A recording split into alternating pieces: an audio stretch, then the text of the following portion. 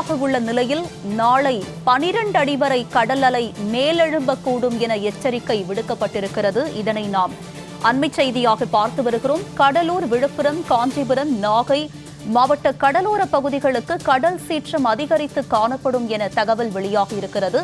காற்றழுத்த தாழ்வு மண்டலம் தற்போது ஆழ்ந்த காற்றழுத்த தாழ்வு மண்டலமாக உருவாகியிருக்கும் நிலையில் 12 அடி வரை கடல் அலை நாளை எழும்பக்கூடும் என தகவல் வெளியாகி இருக்கிறது. நாளை கடல் சீற்றம் மற்றும் கடல் அரிப்பு ஏற்படும் என இந்திய கடல்சார் தேசிய மையம் தகவல் தெரிவித்திருக்கிறது. இது பற்றிய கூடுதல் விவரங்களோடு இணைக்கிறார் எமது செய்தியாளர் ஜெயலானி. அவரிடம் விவரங்களை கேட்டு பெறலாம். ஜெயலானி, சொல்லுங்க, காற்றழுத்த தாழ்வு மண்டலம் ஆழ்ந்த காற்றழுத்த தாழ்வு மண்டலமாக உருவாகி இருக்கிறது. மேலும் நாளை புயல் உருவாக வாய்ப்புள்ளதாக தகவல் வெளியாகி இருக்கும் நிலையில் இது பற்றிய விரிவான விவரங்களை பதிவு பண்ணுங்க.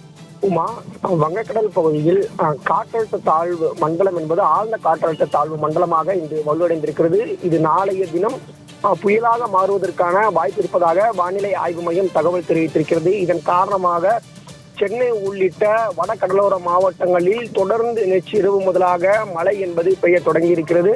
டெல்டா மாவட்டங்களில் இந்த மழை என்பது கனமழையாகவும் பெய்து வருகிறது. இந்த நிலையில் தற்போது தேசிய கடல்சார் மையம் சார்பில் ஒரு தகவல் என்பது வெளியிடப்பட்டிருக்கிறது. குறிப்பாக இன்றைய தினத்திலிருந்து நாளை வரையில் கடல் அலை சீற்றம் என்பது 3.7 மீட்டர் வரை அலை என்பது மேலெழக்கூடும் என்பதாக கூறப்படுகிறது. குறிப்பாக 12 அடி வரையிலாக இந்த கடல் அலை என்பது மேலெழக்கூடும் என்பதாக கூறப்படுகிறது. குறிப்பாக வட கடலோர பகுதிகளாக பார்க்கக்கூடிய கடலூர், விழுப்புரம், காஞ்சிபுரம், நாகப்பட்டினம் ஆகிய அந்த வடக்கு கடலோர பகுதிகளில் கடல் சீற்றம் எச்சரிக்கை என்பது சற்று அதிகமாக இருக்கும் என்பதாக கூறப்படுகிறது.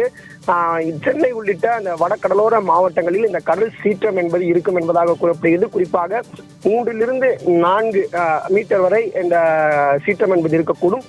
குறிப்பாக 3.7 மீட்டர் வரையிலாக அந்த கடல் சீற்றம் என்பது வட கடலோர பகுதிகளில் நிலவக்கூடும் என்பதாக தற்போது இந்திய கடல்சார் தேசிய மையம் தகவல் தெரிவித்திருக்கிறது.